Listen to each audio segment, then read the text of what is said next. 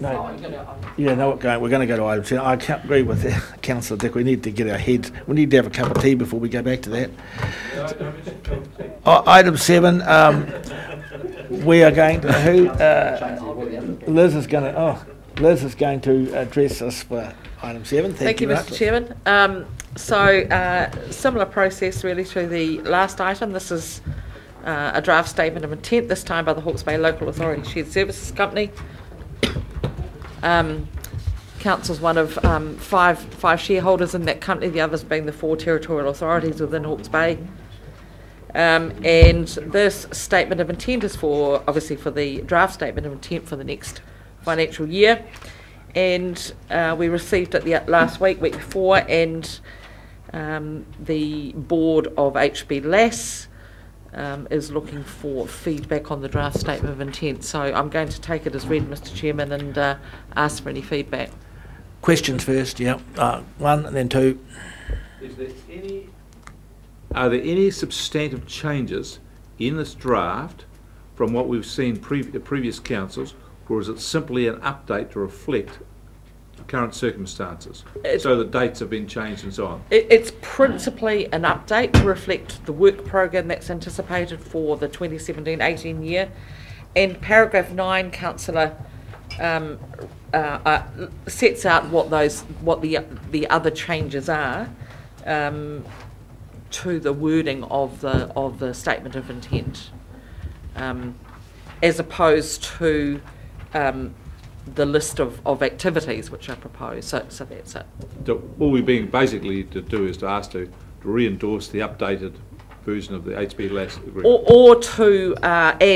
Or if you have any other suggestions or priorities that you would like to see, or even any priorities among those that are listed, and we can provide feedback, or Mr. Woodham can provide feedback at the next board meeting.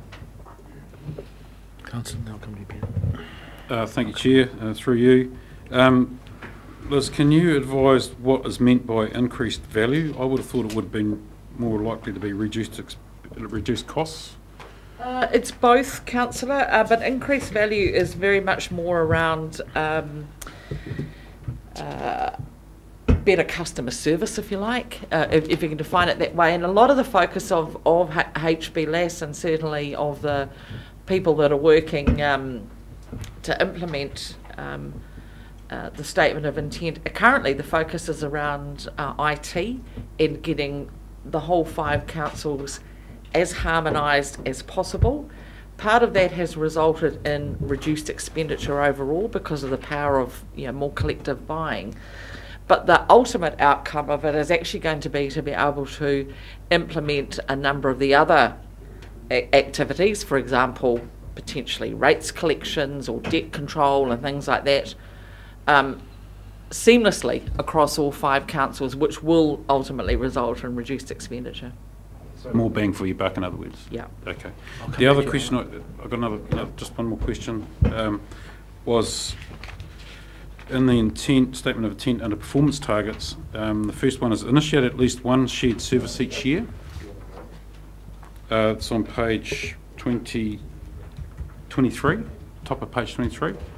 I'm just curious, if what's the intent of that? I mean, it's obvious what the intent is, but in terms of implementing it, if you have that as a performance indicator, that kind of, to me, implies that you're going to have to come up with 1 shared service each year, regardless of the value of that. It's a target, isn't it? Yeah, it is a target, but I mean that's a good point. But I think that there's no desire to do something just for the sake of meeting that target. One of the things that has occurred in the last few months, actually since I am no longer on the HBLASS board, but they have employed a facilitator who's outside of all the councils, and her role is to really provide that impetus and work with the staff of the councils, all 5 councils, to get some of this, to get some real momentum behind some of these shared services. And if you look at the list, which is actually on the top of page 22, there's probably there's several of those that we're not involved in or not as involved in because it's not part of our responsibility, and so we can opt out of those. But you know, animal control and building control will be two of the most obvious ones there, and parks to a lesser extent. Even though we have regional parks, what this is talking about is really sports ground management.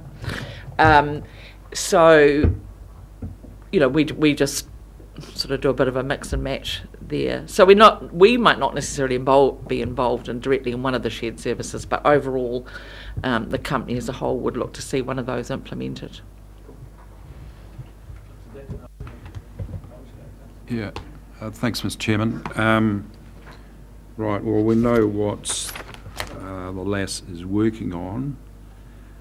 Can you actually tell us, Liz, what it has achieved and put in place since its inception that have been of relevance to this council?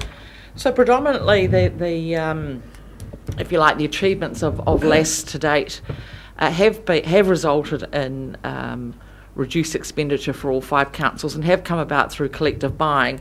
There's a whole of government purchasing program which actually we're all part of, and that's not covered by HBLASS, and that's for things like you know, vehicle purchases and petrol purchases and stationery and stuff like that. But some of the more significant ones have been around insurance for Hawke's Bay HBLASS. We have already had significant progress done in GIS, so that there's a system that now operates across all 5 councils for GIS. There has been exchanges of knowledge too around that may not have necessarily gone formally through the board, but that other, you know, one council's learned how another council's doing something, so they've looked at that. So largely those matters really. Okay, and just a second question. I've asked this one before. With the, you know, our community's desire to foster the local economy, which implies buy local, has the HBLASS been able to achieve a compromise between savings and keeping buying in the regional economy? I can't quantify that, but my answer would, I suspect, would be yes. So, for example, when we do purchase of vehicles,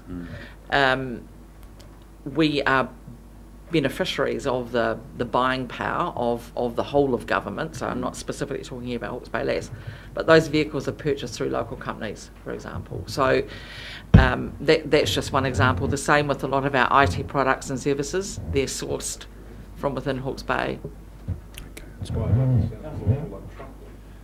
Thank you, Chair. There's a couple of things, Liz. The first was I was going to raise the same question as Alan just has. Because we probably only get to think about HBLASS maybe once a year or something, it might be helpful in view of the comments that were made that there is a component in here in the SOI that actually says what it's currently doing, and a reflection of the savings that each of the councils are achieving as a consequence. I think that might be quite a helpful addition to the document. Thank you. And I think that I remember when I was putting this together the other day, I thought, you know, the annual report will be out after the 30th of June, and it would have been quite helpful to be able to, you know, align that better. But I understand with legal reporting requirements we can't. But take your point. We'll try and include some elements of that, even a half-yearly report, into the next discussion. So that was the first thing. The second thing is legal services, which has come up in another area for a review recently, but the problem we face is that some of the legal services we have are, well, there's two problems probably. Some of the legal services we have are quite specialised and only occasional, and there would be no justification for having in-house legal support and services. And the second problem in regard to this is that sometimes the legal services we are employing are because we're opposed to another council or wish to legally review or whatever. So it's a council v council matter, if you like. But then there are a lot of, I guess that gets highlighted, but it's probably very much a minority of the legal services that we actually employ in any year. And it seems to me that some of the perhaps more slightly specialised legal services that we need and we probably couldn't justify having in-house might be able to be brought in-house if they were combined with similar legal services that are required by some of the other local authorities in this area. And I think that maybe is an area that you might consider having a look at. Thank you, Councillor. It certainly is one of the things that was even being looked at when in my time on the board was, you know, what's both the breadth of legal advice that councils get and obviously what are the costs as well. And there's certainly, you know, we have a variety of activities and a variety of legislation that we work under, and the territorial authorities have even more. So it was quickly concluded that it would be almost impossible to find a lawyer that could cover every single element. But you're right, someone with some Local Government Act experience, some Building Act experience, Resource Management Act potentially, elements like that. A more generalist type of lawyer is something that the board would look at whether or not that's the opportunity for a shared service, and you're right. And then, but we're also we're looking at the purchasing power of the 5 councils for specialist legal advice as well, and whether or not there could be some you know, contractual arrangements made there as well. Okay, Councillor Belford, then back to you, Councillor Hewitt. A couple of questions. I noticed somewhere in here that there is a provision for independent directors. Are there any on this board? Yes, the chairman of the board, Craig Waterhouse, is an independent director. Is he the only? Yes. I know this is hard to measure, but could you help give me some sense of this high-powered group of people, these CEOs that are the directors of this thing, are the chief executives of the various councils? What energy level would you say these folks put into this entire enterprise?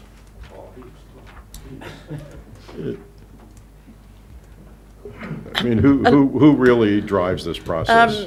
Well, it's the independent chairman is very driven, and he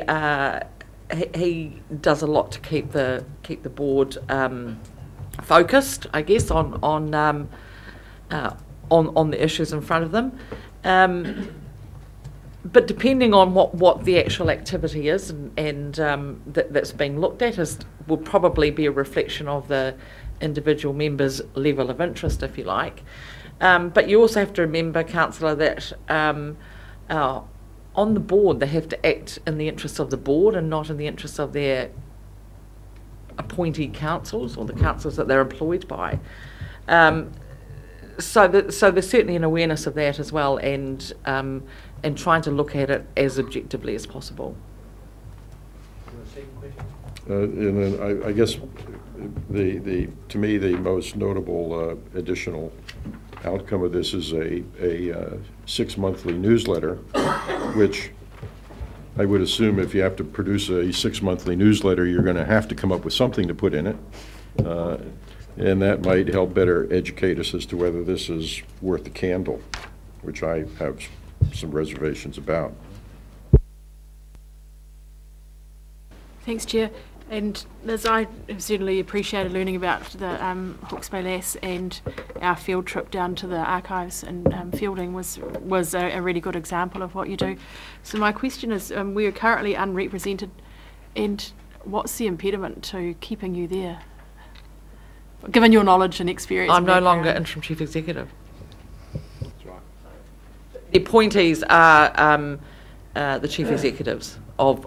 The appointees to the board are the chief executives. So I think Andrew attended, the meetings are now quarterly, so I think Andrew attended his last meeting in March, and there'll probably be one meeting while Greg's in the role, and then potentially then, obviously then the permanent appointment will take their place on the board. So does that mean that, Greg, will you be the director in the meantime, or will you delegate?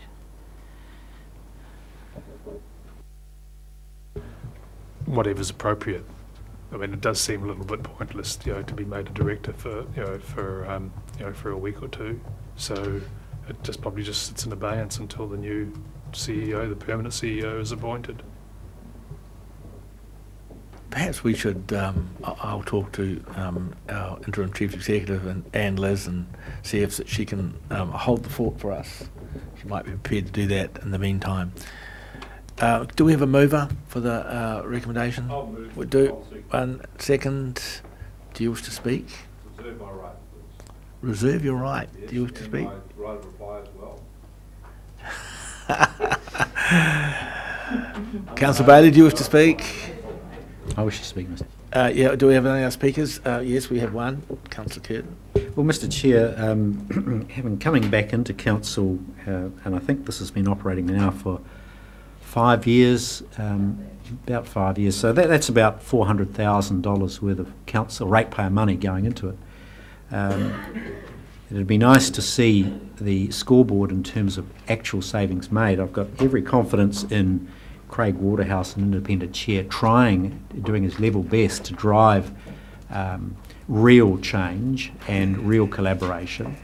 But I'm rather pessimistic about the outcomes of the HBLASS. I use the example of vehicle fleets to highlight that. Whereas we might have bulk buying arrangements for fleets, vehicles, we end up buying vast numbers of cars, which every other council person seems to run around in between councils. So the real savings to ratepayers are rather minimal, in my opinion, my uneducated opinion on this matter, Mr. Chair. And the issue of legal costs was raised. It's rather ironic that the significant component of legal expenditure is likely to be on inter-council squabbles and disputes over one matter or another, and I go to the fundamental issue that we are lacking in this whole process is actual collaboration around delivery of particularly in the environmental area, real benefit to the ratepayers of Hawke's Bay. And I refer to documents such as HPUDs, where the issues around discharges, the environmental protection are not there. We've got consents held by local authorities that are more renowned for their breach than their observance, and the consequence of that is very substantive environmental impact, of which this council is fundamentally concerned with. So my point is this, Mr. Chair: we can collaborate on the fringes, we can suggest that we might make savings here or there. To me, they're somewhat smoke and mirrors. There is a reality that collaboration across the board between councils is simply not there, and we need a much bigger, more robust mechanism to drive real collaboration as opposed to what we have now, which is very minor in terms of savings and benefit to the ratepayer. Is Councillor Curtin suggesting amalgamation, Mr. Chairman? Well, I'm reluctant What's to the speak. You exercise my right to speak. You want to exercise it now? Yeah. Okay. Just to say that Councillor Curtin draws a rather narrow view on this. There are substantial things which have happened which are not easily measurable. For example, archives, the archive system we've got now, because of all each of them collaborating with that, it's a much better, much improved system of managing archives. There's also the cooperation on telephone services and support in the event of a disruption, an emergency. These are things which are utterly invaluable. You could not put a price on them in the event that they have to be used. Do they incur savings? No, they don't. But it means that our council can be up and running if something happens. Now we can save money and not do it, but then if an emergency came up and we were completely unoperational, there would be people in the community who would be saying, what a bad job this is. Well, this is not just about making savings, it's about improving our ability. Now, the last point I'd make is that the last, Councillor Dick alluded to it, we had a discussion about how this region was to be structured, and there were those who said that they thought it should be amalgamation, those who said they thought they shouldn't, and we could work together in better collaboration. Well, in the end, the people spoke. The people said they want their structures and they want more collaboration. If you're going to drive collaboration for councils, it's going to come at the chief executive level. That's where it's going to be. If they do not support it, it's not going to happen. So we have, I think, quite a high level of cooperation with the chief executives, and I think it will be just an evolving thing. Over time, it will get better and better, and it'll creep up on you a little bit like rust, I guess. So we'll have it. But we're not going to get it. Now, as far as Tom's concerned, he wants to see more energy. Well, I too would like to see them all have to take a steroid test after each meeting because there's so much energy on this. But I'm afraid it's not. It's just going to be one of those ones which moves along. And I think there are quite a few good gains. I have no problem in supporting this. I think it's a really good step. Does it take my breath away with the awe of it? No, it doesn't. But it's good progress. Thank you, Councillor. I'm going to have a right to speak now as well. It's the second time in this meeting that I have 100% agreed with everything Councillor Barker has said, and he said it so eloquently that I could never compete. This is a post-amalgamation thing. We did the amalgamation debate, and the people spoke very clearly that they didn't want amalgamation. They wanted councils to cooperate. And here we have a organisation of our respective chief executives gathering together to try and figure out ways. And it won't happen overnight. That's certain about that. But at least they're together, and they don't have political agendas, I don't think. They have an agenda in this committee to do the best for our region and to make the best savings for our region, and I'm sure they will, and I'm sure they have done, and I'm sure they will a lot better in the future. So I will also be supporting it on that basis. Are there any other speakers?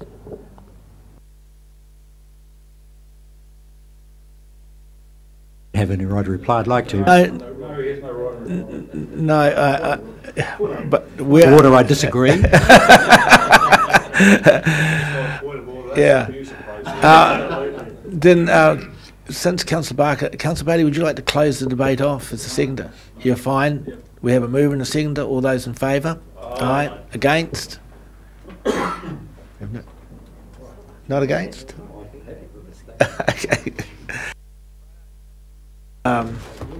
To the next item, which is, it's carried by the way, recommendation from the Regional Planning Committee. I guess that'll be me.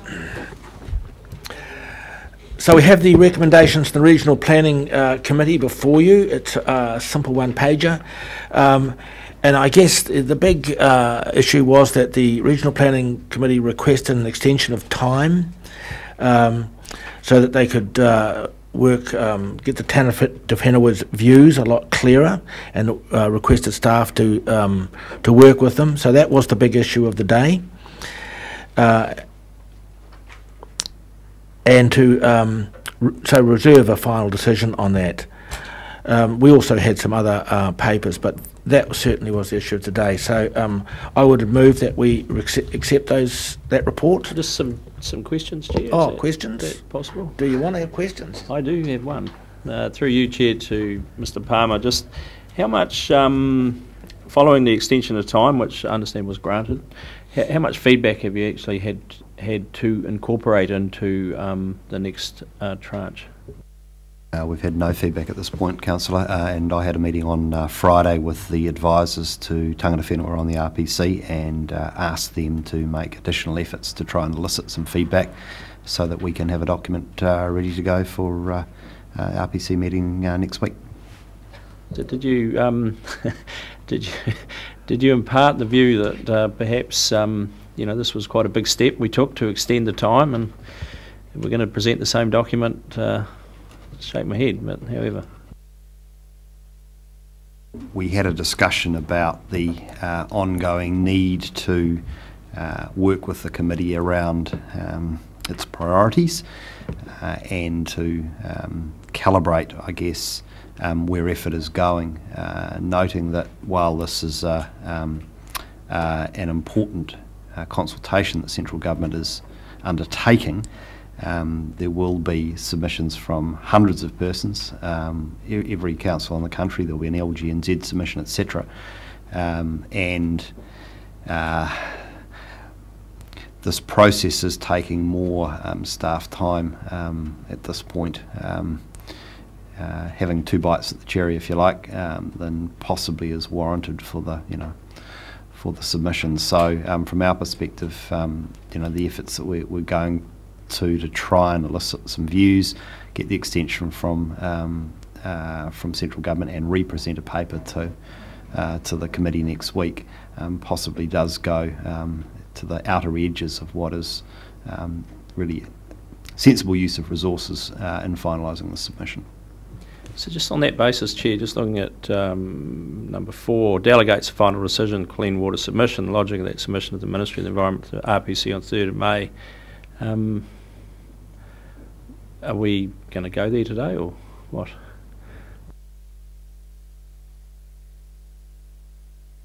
It's a question for the chairman to answer, actually, Deputy. I have to say, firstly, I'm very disappointed. I wasn't aware that there had been zero feedback.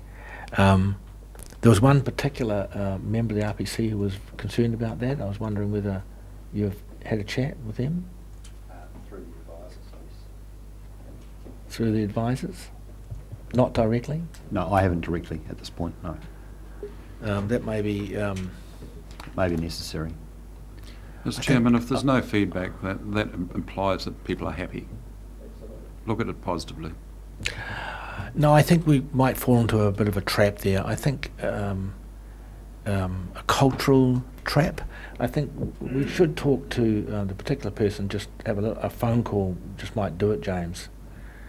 There may be no changes, but at least if we do that phone call, I think we might be able to represent it in May and get it done. We do need to represent it, so that answers your question? No, it doesn't. I mean, on the basis that we made a lot of noise here asking for an extension, and delegating the power to the RPC on any issue is a major step. So I think this has made a mockery of the intent, and I'll be voting against it. Mr. Chairman, I'd be interested in Mr. Mohi's comment on your comment in terms of cultural impediments, if that's how I understood it. What's the context of that cultural? Shall I explain? I could guess, but I'd rather you explain. Well, they were quite strong on the fact that they thought they hadn't been consulted and they needed more time, and so subsequently 3 weeks have gone past and nobody has talked to us because it was in their court to do so.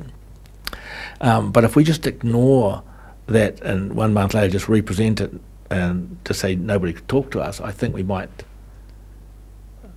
be a bit misunderstood. Yes. Okay. I can't actually answer that, Councillor. But however, I would agree that the process is to a couple of phone calls to particular people on the council. On that committee, just say, well, look, you know, we are running out of time. There is a sense of urgency here if we're to be taken seriously. And also remind councillors that I'm actually on the council side as the member, not on the Tangata Whenua side. So I haven't been privy to their secret meetings. No, but you may have some... just on that item 4, I highlighted it as well because, of course, I think... have you got some thoughts on amending that? Mr. Chair, can I ask a question around it? You certainly can. Well, I just wondered whether staff could advise if a council decision could be made as opposed to an RPC decision at that meeting. Is it possible to turn that into a council, because given that we're there, as we do with other committees from time to time in special sections? The answer is no. Well, we did it. It's not in the regional planning committee's terms of reference so to it's do different that. than, say, the corporate street. Can we call a special meeting at the end of it so that we retain that responsibility? That's essentially what you're saying. So if we could do that, that might help get us over the line. Yeah. You can advertise it a lot. Extraordinary if it's, meeting. Extraordinary meeting a lot closer to the time than that. We want to get this nailed on the 3rd. Question, Chair. I know the process is important. I'm as keen as anybody as process, but you just have to look at on occasion the substance. We're finalising off here on a set of some document, which we've all seen. It's been out there in the public arena, and we've all been past it. And what is the hurdle here of saying to the Regional Planning Committee on Tuesday, you finalise it if there's to be any changes. Now, if there's something that comes along which councillors find repugnant, well, then they'll vote against it. It'll simply go down. But it seems to me that this is not a big ask at all, and I just wonder why we're making such a mountain out of this. I don't get it. If it was controversial and there were some substantive issues, I'd be absolutely for it. But on this, as I can see it, there's no substantial issues or controversy, in my view. I'd like Councillor Wilson to... Other than, is the exception going to become the norm? What does the expectation do? If we have some cultural challenge here in the future, why can't other decisions be made by full-blown meeting of the RPC? And I think it's the precedent that you will set, especially when, after such a debate on the day, no one has come forward with any additional stuff. I think that's a big factor. James, have you got thoughts on this? You're obviously a bit frustrated. Well, look, a little bit, but because it is only going to the RPC with a delegated decision because of a timetable that's imposed by central government, then I think that mitigates the concerns that Councillor Wilson's raised to some extent. If we didn't have that deadline pushed out till next Friday, then what would have happened would have been that the RPC would have had a second discussion, and then it would have made a further recommendation back to Council, and Council would have been the final approver of the submission. So we are only in this situation because of the deadline. We asked for an extension. A week is what we got, and so we're working to that timeline now. So I don't think the precedent issue is huge, but I do think that Councillor Wilson has raised an issue that we do need to continue to keep an eye on, really, I think, and that is the role of the RPC as an advisor to Council and a recommender of RMA strategies, RMA plans, etc. to Council. It is not the final decision maker itself. Councillor Dick, do you have a view on this as our kaumatua here?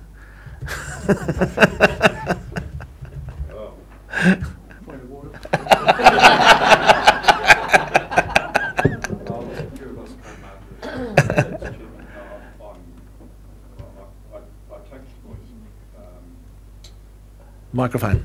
I take the point about a precedent, but I think in this particular situation it's exceptional and we should just let it go. Okay, any other questions? Otherwise I'll ask for a mover. Move. Seconder. You wish to speak? I'll reserve the right, Chair. Reserve the right. Oh, we're getting a bit of that today. Councillor Bailey? There's been a bit of discussion about it being the cultural issue. I don't think it's so much a Māori cultural issue. I think it's just we've asked, the RPC indicated that they had some concerns they wanted to raise. We went for an extension.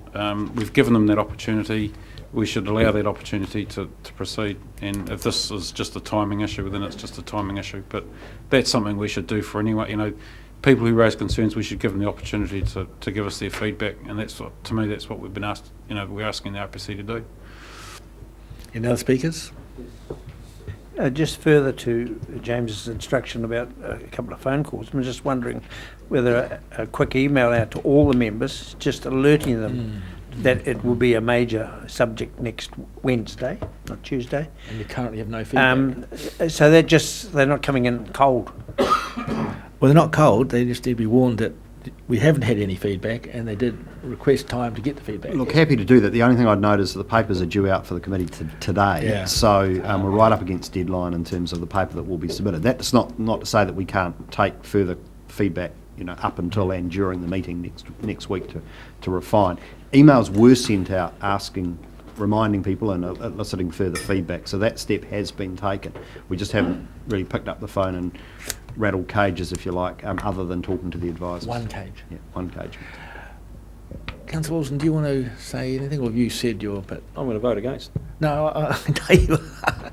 But I just wondered whether you wanted to say anything. I think having been here right through the whole embryo birth of this committee, nation leading, all the rest of it, the negotiations that went on, God knows how many trips to Wellington, to Taifenua buildings, all over the place. And, it's a two-edged sword. It's a team effort here. And there was an extension made. It was not taken lightly. The government had to work their way through it. Okay, the officials said, yeah, makes sense, pragmatic outcome. Let's extend the time for these guys. They've got something to add. And we haven't added anything.